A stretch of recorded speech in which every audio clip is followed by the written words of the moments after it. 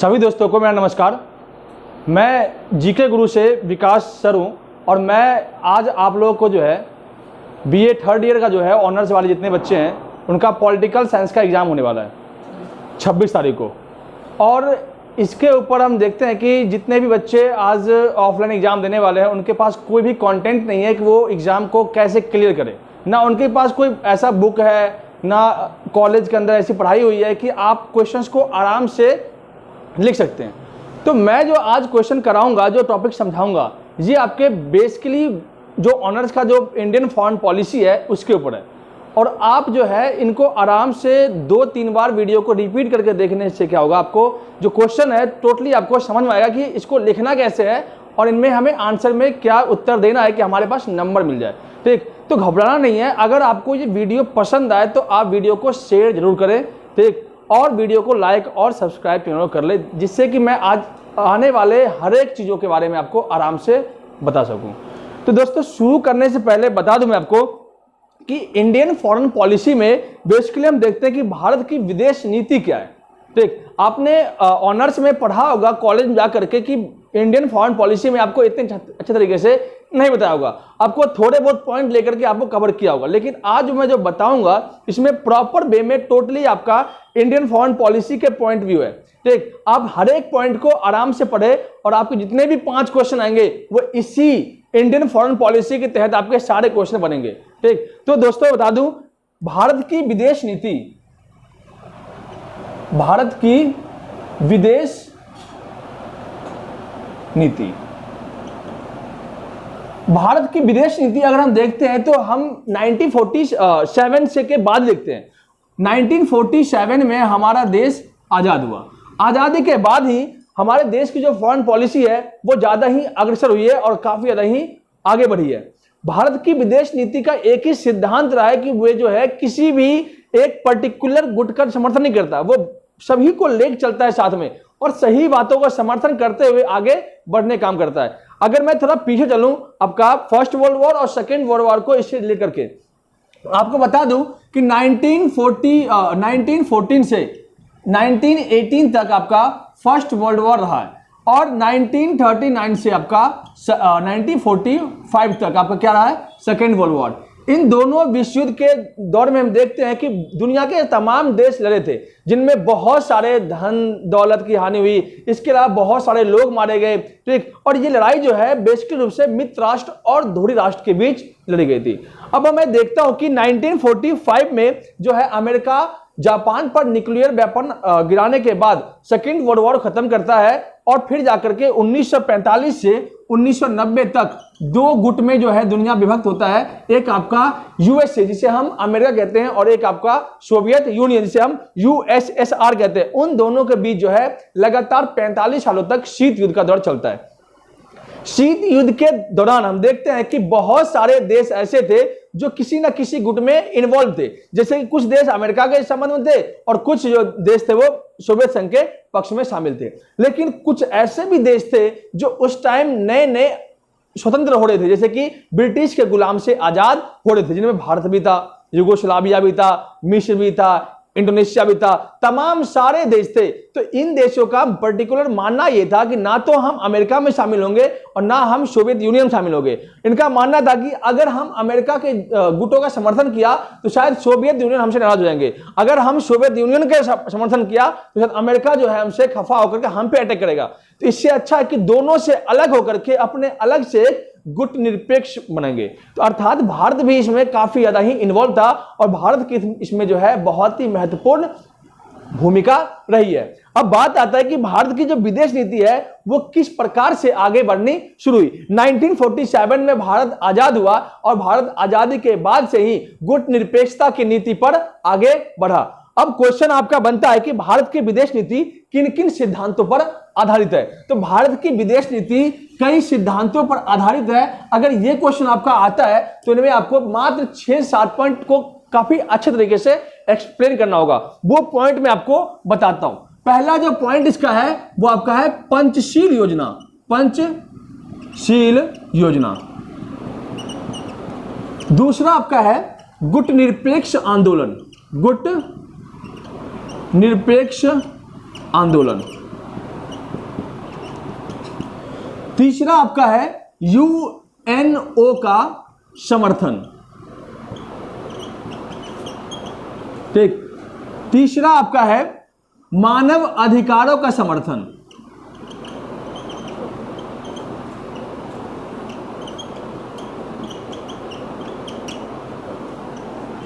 वैश्विक महामारी को दूर करने में प्रयास। वैश्विक महामारी को दूर करने का प्रयास। आतंकवाद की समाप्ति। आतंकवाद के खिलाफ कार्रवाई। इसके बाद पर्यावरण संबंधी सभी समस्याओं को हल करना। ये तमाम आपके जो पॉइंट है ये आपके भारत की विदेश नीति पर आधारित है। अगर ये पॉइंट आपके माइंड में क्लियर है तो आपके क्वेश्चन जो है बहुत ही आसानी तरीके से आप सॉल्व कर सकते हैं। और यही नहीं है कि एक क्वेश्चन इससे बनता है, आपके गुट निरपेक्ष से भी क्वेश्चन आ जाएगा, मानव अधिकार से भी क्वेश्चन आ जाएगा, इससे वैश्विक महामारी के ऊपर भी आ जाएगा, पर्यावरण के खतरे के ऊपर भी आ जाएगा। ये सारे टॉपिक आपके भारत के विदेश नीति संबंधित है। अब मैं आपको एक एक पॉइंट को आसानी से समझाता हूं। पहला पॉइंट आपका है पंचशील योजना। आप सारे पॉइंट को लिखने का प्रयास करेंगे। अगर राइटिंग समझ ना आए तो सुन करके इनको लिखने का प्रयास करेंगे जिससे कि आप इनको लिख लें। तो पहला पॉइंट आपका है पंचशील योजना। पंचशील योजना का मेन सिद्धांत है शांति के 5 सिद्धांत। ये पंचशील योजना है क्या? तो कई बच्चे कंफ्यूज होते हैं, पंचवर्षीय योजना को इससे रिलेट करते हैं, लेकिन पंचवर्षीय योजना अलग है। लेकिन ये पंचशील योजना है जो आपका 1954 में भारत और चीन के बीच एक समझौता हुआ, एक शांति समझौता हुआ। इस समझौते को हम पंचशील योजना के नाम से जानते हैं। और इस समझौते के बाद 5 सिद्धांत को रखा गया। पहला सिद्धांत ये था कि भारत और चीन एक दूसरे पर कभी हमला नहीं करेंगे। एक दूसरे पर क्या करेंगे? हमला नहीं करेंगे। दूसरा जो है इसके जो नीति समझौते थे उनका ये पॉइंट था कि ये एक दूसरे के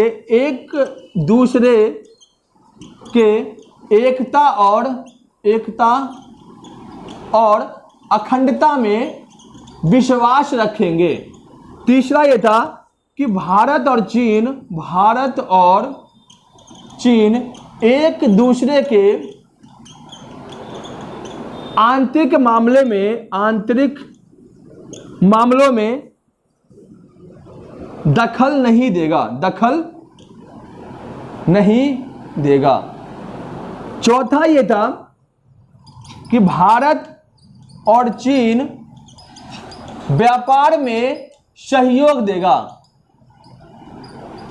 और 5वां यह था भारत और चीन विवाद के मुद्दे को बातचीत द्वारा हल करेगा। ये पंचशील योजना के 5 महत्वपूर्ण सिद्धांत थे जो 1954 में भारत और चीन के बीच ये हुआ था। इसके बाद 1955 में हिंदी चीनी भाई भाई के नारे लगे, लेकिन कुछ गलत कारणों से, कुछ गलत फहमियों के कारण 1959 में जब चाइना ने तिब्बत पर अटैक किया, तिब्बत के लोग चाह नहीं रहे थे कि वे चाइना में इन्वॉल्व होंगे। चाइना का मानना था कि वे कह रहे थे उनके लोगों से, तिब्बत के लोगों से, कि वे जो है तिब्बत को चीन के अंदर सबसे अलग राज्य का दर्जा देगा। लेकिन तिब्बत के लोग इस बात से मानने से इनकार कर दिया। जब नहीं माना चाइना के बातों को तो चाइना ने क्या किया? तिब्बत के ऊपर अटैक कर दिया। 1959 और 60 के बीच हम देखते हैं कि तिब्बत से बहुत सारी संख्या में भारत में लोग हिमाचल प्रदेश, उत्तराखंड, दिल्ली में आकर के बस गए। भारत ने नैतिकता के आधार पर तिब्बत के लोगों को शरण दिया और चाइना के खिलाफ खड़ा हो गया। लेकिन उस टाइम हमारे देश के जो पीएम थे नेहरू जी, वो कुछ बेवकूफी कर गए थे। बेवकूफी ये कर गए थे कि उन्होंने ये नहीं समझा कि चाइना और हमारे बीच पॉलिसी हुई थी कि हम एक दूसरे के आंतरिक मामले में दखल नहीं देंगे। हमारी नीति गुटनिरपेक्षता की नीति है, हमने माना, लेकिन हमें दूसरे के मामलों में इंटरफेयर करना हमारे लिए बेकार था। तो नेहरू जी ने जब इंटरफेयर किया, चाइना ने क्या किया, भारत के कई जगहों पर अपने कब्जे में कर लिया, जैसे कि अरुणाचल प्रदेश के कई इलाकों को अपने कब्जे में बता दिया। जब अरुणाचल प्रदेश कब्जे में बताया तो उस टाइम नेहरू जी हमारे नेपाल दौरे पर थे, और जो हमारा रक्षा मंत्री था बीके मेनन, वो भी किसी देश में बैठे हुए थे, और नेहरू जी ने नेपाल में बैठे बैठे भारतीय सैनिकों को कह दिया वो चाइना के साथ युद्ध कर ले। हमारे सैनिकों के पास मात्र 200 गोलियां थी। अब उस 200 गोलियां से कितने सैनिकों को मारते? ठीक, उनमें से एक जो सेना का प्रमुख था, मेजर था, उनको लगा कि उन्होंने क्या किया, बीमारी का ढोंग किया। उन्होंने कहा मेरे पेट में दर्द हो रहा है या सर में दर्द हो रहा है, और वो वहां से भाग गया। आप समझो कि जो सेना है, सेना का मुख्य जो कमांड वहां संभाल रहा है, वही भाग जाए वहां से डर के मारे, तो सेना का मनोबल आधा टूट गया।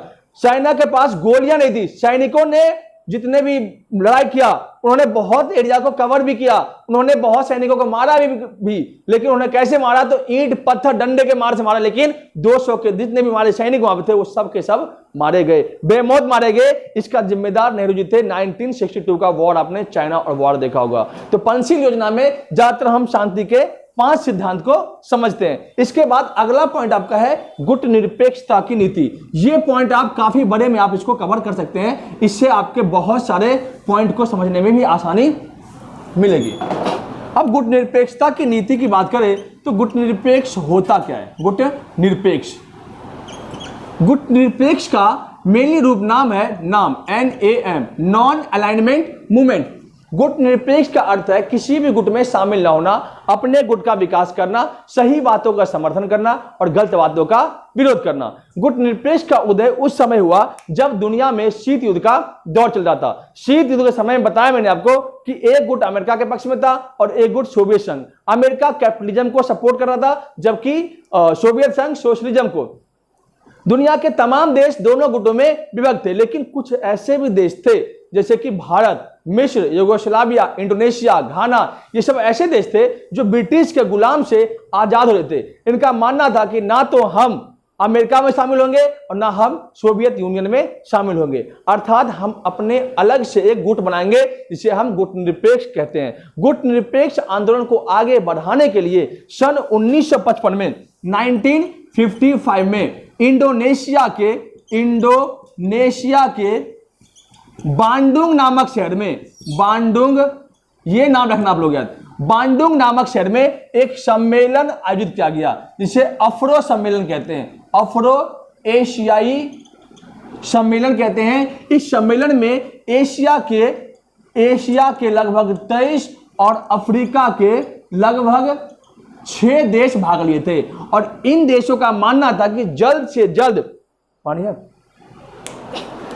से जल्द गुटनिरपेक्ष आंदोलन को आगे बढ़ाया जाए। अब गुटनिरपेक्ष आंदोलन को आगे बढ़ाने के लिए सबसे पहली बात थी इसका सम्मेलन आयोजित करना। 1961 में, आप लोगों को याद होगा, आपने पढ़ा होगा, 1961 में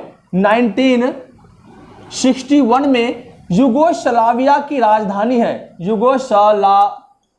राजधानी है बेलग्रेड।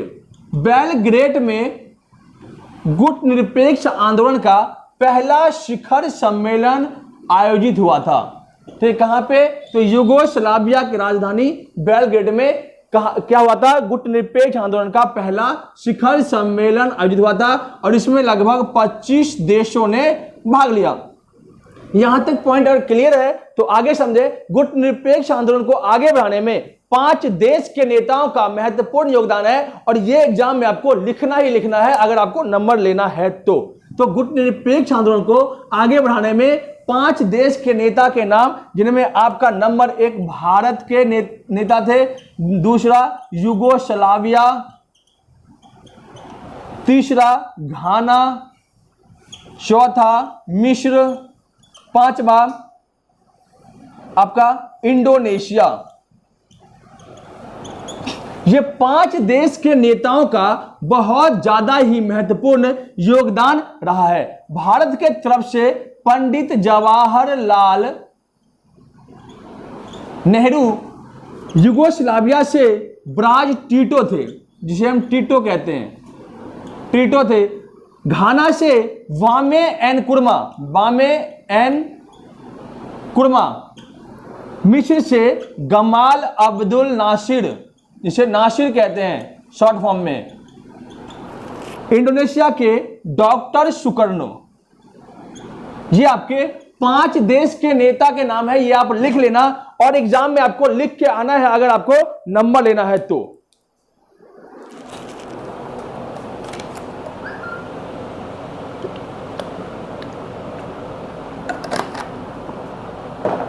इसके बाद आगे बढ़ते हैं गुट निरपेक्ष से ही, क्योंकि आपको गुट निरपेक्ष का पॉइंट काफी ज्यादा नंबर इंक्रीज करवाएगा। गुट निरपेक्ष आंदोलन का जो प्रत्येक सम्मेलन है वो 3 वर्षों के बाद आयोजित होना शुरू हो गया। गुट निरपेक्ष का इसी तरह से 7वां शिखर सम्मेलन, 7वां शिखर सम्मेलन भारत की राजधानी, पता होगा आपको भारत की राजधानी क्या है, नई दिल्ली में आयोजित हुआ। कब? तो 1983 में। इसमें अध्यक्ष बनाया गया था श्रीमती इंदिरा गांधी को, श्रीमती इंदिरा गांधी को। इसके बाद इसमें लगभग 100 देशों ने भाग लिया था। इस प्रकार से हम देखते हैं गुट निरपेक्ष आंदोलन का सम्मेलन आगे बढ़ना शुरू हो गया। अब गुट निरपेक्ष आंदोलन का जो है 14वां शिखर सम्मेलन, 15वां शिखर सम्मेलन, 16वां शिखर सम्मेलन, ये आपको पढ़ना है। 14वां शिखर सम्मेलन की बात करें तो 14वां शिखर सम्मेलन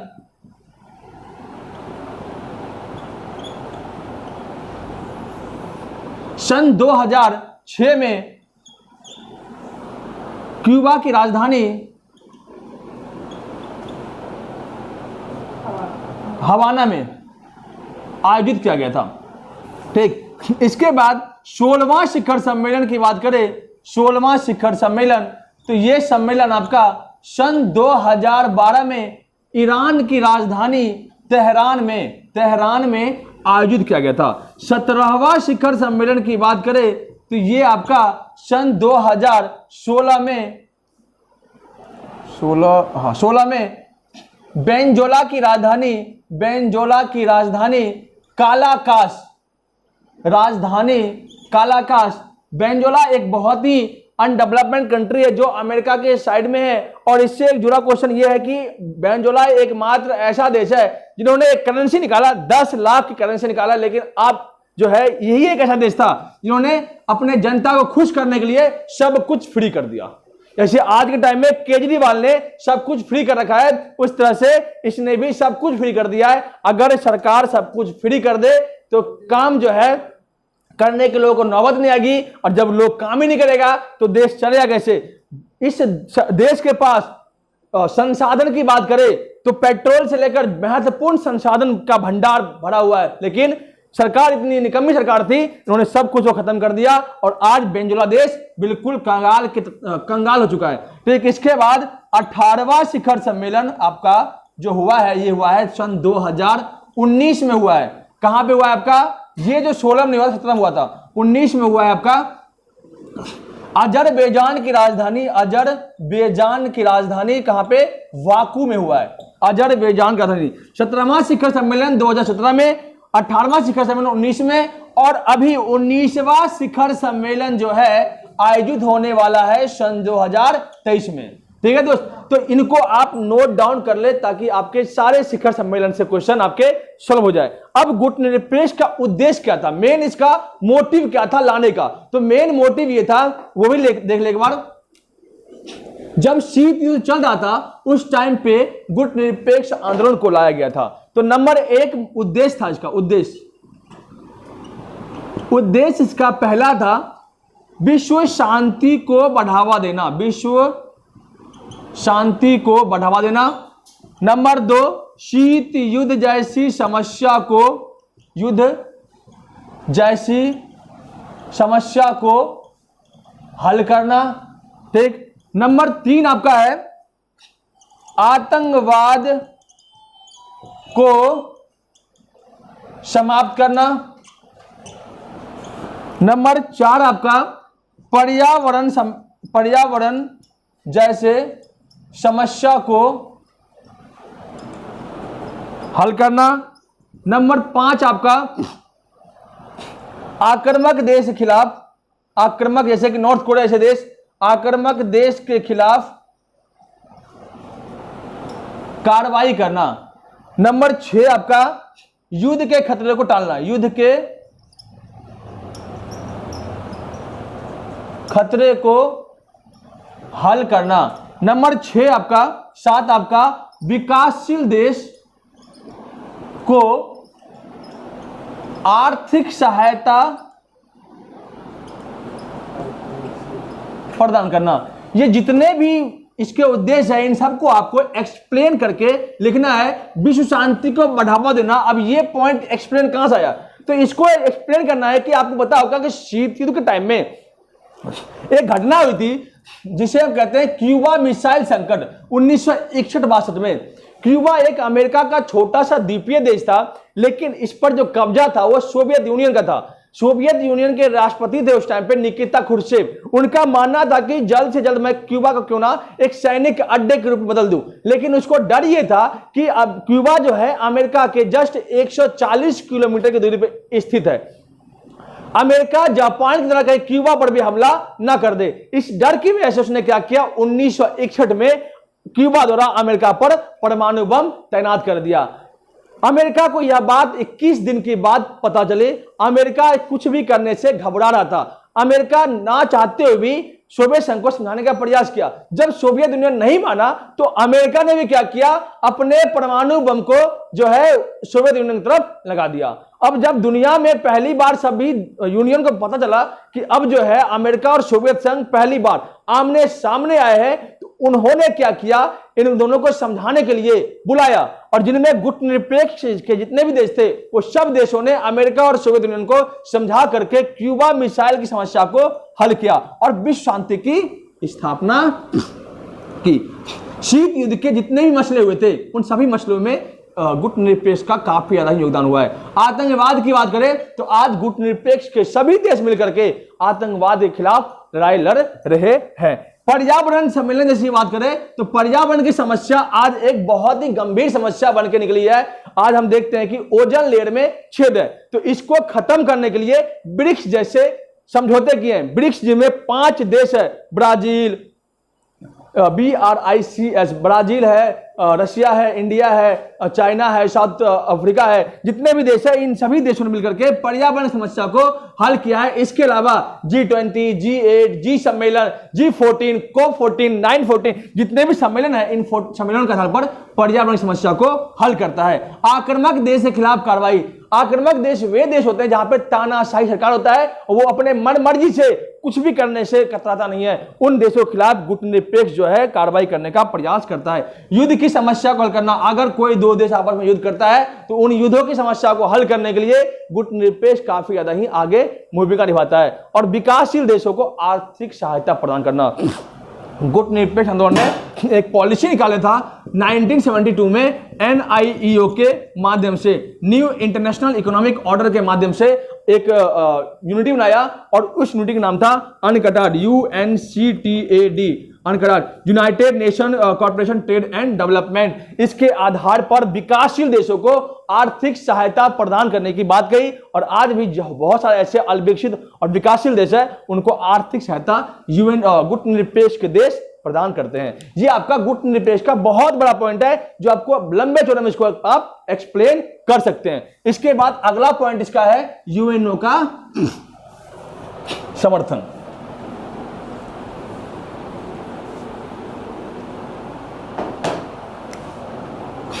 UNO का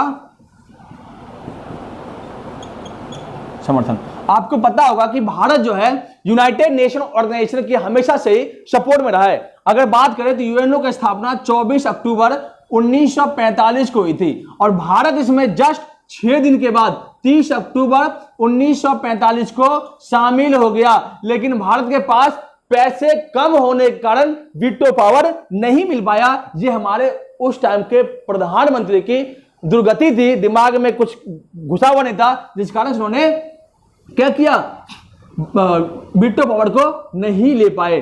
अब यूएनओ के समर्थन पे आधारित भारत जो है यूएनओ के सभी कार्यों को सपोर्ट करता है, इसलिए भारत को यूएनओ के सुरक्षा परिषद का अस्थायी मेंबर बना दिया गया है, जिनमें देखते हैं कि 15 सदस्य देश है, जिनमें 5 आपको स्थायी है, अमेरिका, फ्रांस, चीन, ब्रिटेन और रशिया, ये 5 देश है। इसके अलावा 10 देश और है जिन्हें हर एक 2 साल के बाद मेंबरशिप मिलता है। भारत को सन 2001 में जो है मेंबरशिप मिली थी, 2021 में मेंबरशिप मिली थी सुरक्षा परिषद के अस्थायी सदस्य में। तो हम देखते हैं कि यूएनओ के समर्थन में भारत का काफी ज्यादा ही योगदान रहा है। इसके बाद आतंकवाद के खिलाफ कार्रवाई करना।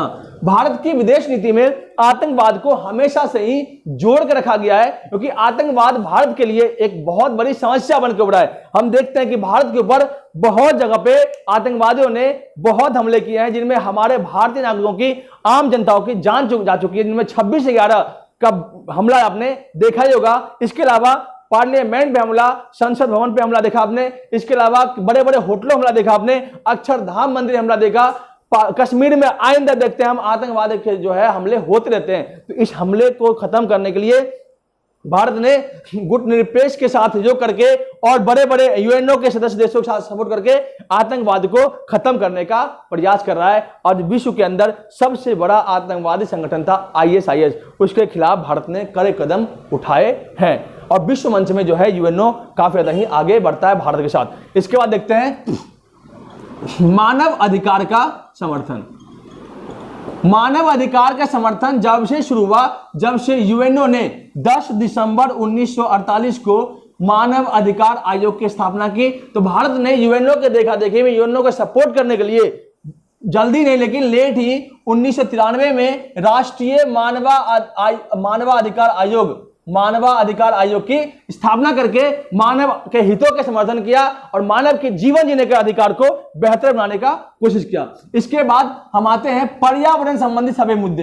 पर्यावरण संबंधित मुद्दे, भारत जो है पर्यावरण संबंधित सभी मुद्दों को आसानी तरीके से हल करता है। भारत आज जो है अपने विदेश नीति को बेहतर बनाने के लिए G8, G20, G14, COP14 के सम्मेलनों में अपने आप को आगे बढ़ाता है और भाग लेता है और ब्रिक्स सम्मेलन को भी आगे बढ़ाता है, जो पर्यावरण के सभी मुद्दों को आसानी तरीके से हल करता है और अपने विदेश नीति को मजबूत करता है। इसके अलावा अंतरराष्ट्रीय संबंध को बढ़ावा देना,